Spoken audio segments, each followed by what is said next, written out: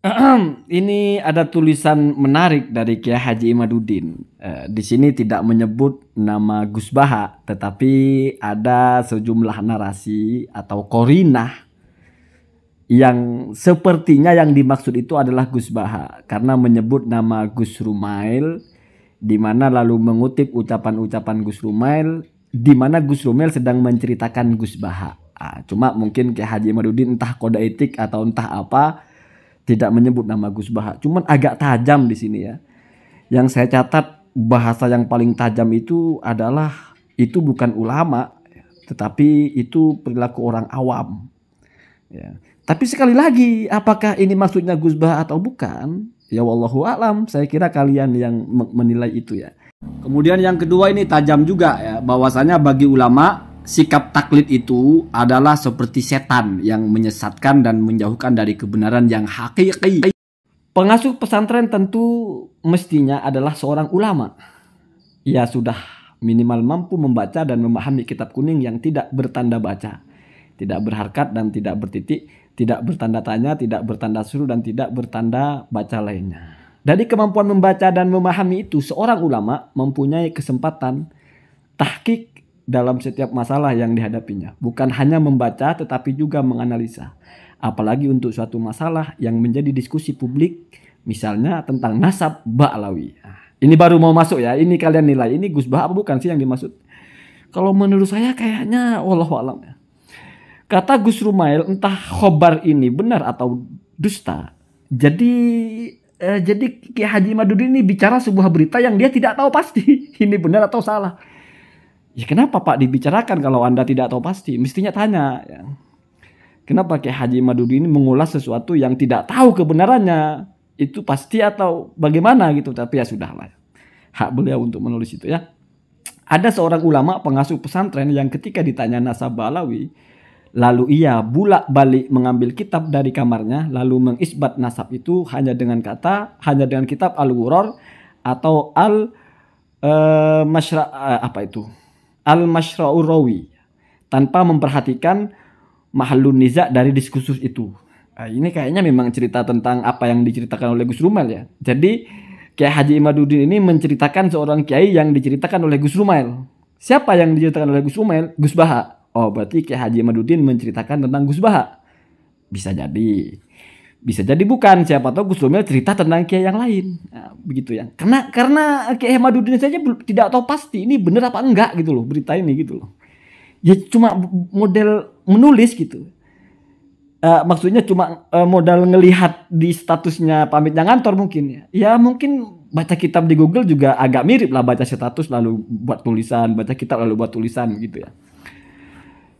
Ya lagi pula saya kira kalau misalnya Gus Baha mentahkik, ya, meneliti, ini agak lucu sebetulnya. Misalnya Gus Baha juga mentahkik meneliti, kalau ternyata mengisbat Ba'lawi kan ditolak juga. Apa buktinya? Ya itu Sayyid Mahdi Rojai. Kan itu beliau seorang muhakkik, sudah ulama top di bidang nasab. Mengisbat kan ditolak juga. Jadi sebetulnya tidak perlulah orang-orang yang pro kepada Ba'lawi itu dianggap tidak meneliti. Toh yang meneliti pun ditolak juga kan begitu ya. Itu kan intinya menolak kan begitu. Cuma kebetulan yang ditolak Gus Baha mungkin dianggap tidak meneliti. Toh yang meneliti juga ditolak. Itu logika sederhana ya. Artinya kalau Anda bilang dia tidak bisa bayar karena nggak ada duitnya. Orang kaya yang ada duitnya yang sudah bayar juga ditolak juga. Begitu ya. Begitu juga misalnya Syekh Nawawi dianggap tidak meneliti, Ibnu Hajar dianggap tidak meneliti, atau Mbah Hasim dianggap tidak meneliti, sehingga dianggap taklid buta atau dianggap apa. Yang meneliti aja juga ditolak kok. Artinya cuma mau nolak aja kan itu. Kemudian seharusnya cara kerja ulama itu ialah mendalami dulu titik inti masalah dari diskursus nasab Ba'lawi. Sekali lagi, yang mendalami sudah ada Pak. Sudah pakarnya gitu ya. Sayyid Mahdi Rojai lah misalnya begitu ya. Misalnya ia harus mengetahui nasab siapa yang menjadi titik ya pengakuan dari nasab Ba'lawi, yaitu Ahmad bin Isa. Setelah ia mengetahui bahwa yang menjadi titik pengakuan nasab Ba'lawi adalah Ahmad bin Isa, kemudian ia mencari tahu berapa Ahmad bin Isa wafat, tahun berapa Ahmad bin Isa wafat. Setelah diketahui bahwa Ahmad bin Isa wafat tahun 345 Hijriah, lalu mencari apakah ada kitab-kitab nasab keturunan Nabi Muhammad SAW yang sudah ditulis di masa itu atau yang paling dekat dengan masa itu. Setelah diketahui bahwa banyak kitab-kitab masa itu atau yang mendekati yang ditulis, ia melihat apakah dalam kitab-kitab itu benar disebut bahwa Ubaidillah adalah anak dari Ahmad bin Isa. Demikian seharusnya ulama dalam menganalisa sebuah berita. Ya, Said Mahdi Rojai, Pak, itu sudah menganalisa itu. Tidak bisa ia langsung mengambil dari kamar sebuah kitab, misalnya Al-Ghuror yang dikarang abad ke-10 Hijriah untuk mengisbat orang yang ada di abad ke-4 Hijriah. Kemudian kitab itu dikebat dan dikatakan ini ada dalam kitab Al-Ghuror. Nama Ubaidillah disebut sebagai anak Ahmad bin Isa. Itu bukan cara kerja ulama, itu cara kerja orang awam yang mengikuti berita dari ulama tanpa harus mengetahui dalilnya. Jadi kalau misalnya Gus Baha begini, berarti kata Ki Haji Imaduddin, Gus Baha itu perilakunya atau cara kerjanya seperti orang awam. Ya, silahkanlah ya. Selalu saya tegaskan ya. Sesuatu itu tidak berubah karena anggapan. Jadi misalnya ada 1 tambah 1 itu kamu anggap 5. Kamu ajak orang-orang yang tidak punya pikiran itu untuk mengatakan itu 5. Tetap saja Pak, kenyataannya 2. Tidak bisa anggapan kita itu merubah kenyataan. Kita bodoh terus kita menganggap kita alim, tetap Pak tidak akan jadi alim. Begitu juga orang alim yang merasa dirinya bodoh, menganggap dirinya bodoh, nggak lalu ilmunya hilang ya. Jadi masalah anggapan, mau anggapan diri sendiri apalagi anggapan orang lain ya, biarkan saja ya. Bagi ulama, taklid itu seperti setan.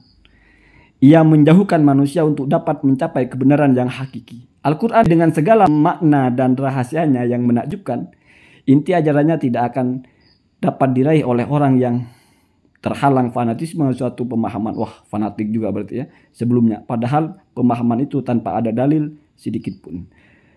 Sebuah konklusi yang ditaklidi seorang ulama secara buta menunjukkan bahwa hatinya telah tersegel oleh fanatisme. Perilakunya seperti perilaku orang awam. Terus taklid butanya itu seperti setan. Hatinya tersegel oleh ta'assub ya, oleh fanatisme. Dari apa yang telah didengar dan dibaca, padahal ia tidak mengetahui apakah yang ia dengar dan ia baca itu bersumber dari dalil atau tidak. Lehernya telah terikat, wah ini lehernya lagi, oleh tali taklid yang kuat di tiang pemahamannya sebelumnya, sehingga ia tidak bisa berjalan jauh untuk mencari basiroh dan musyahadah dari hakikat suatu kebenaran.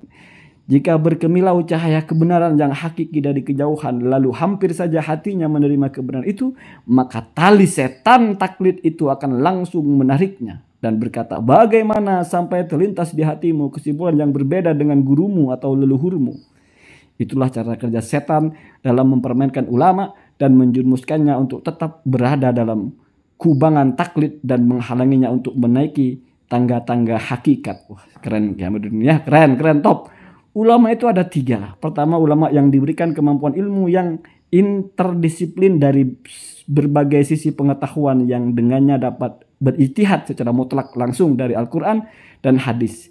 Bagi ulama semacam ini, haram bertaklid kepada ulama lainnya. Yang kedua adalah ulama yang mengetahui pendapat ulama mujtahid beserta dari dalilnya, maka ia mentarjih mana dalil para mujtahid itu yang pendapatnya didukung oleh dalil yang kuat. Lalu ia mengikuti pendapat yang didukung oleh dalil yang kuat itu, walau pendapat itu berbeda dengan madhabnya sendiri.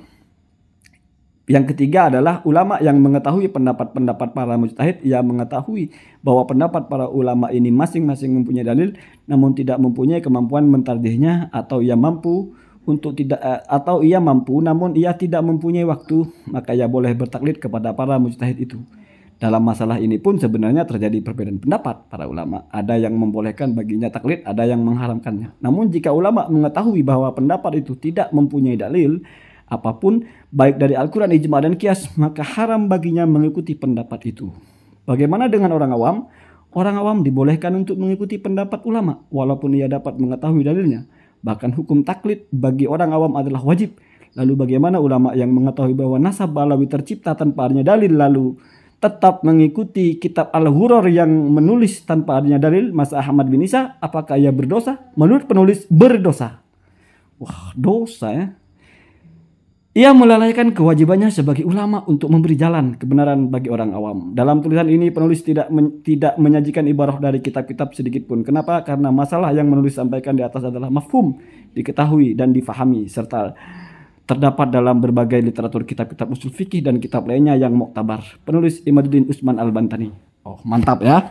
Jadi begitulah tanggapannya. Ya, cuman Gus Bah nggak mungkin ngurus yang beginian ya.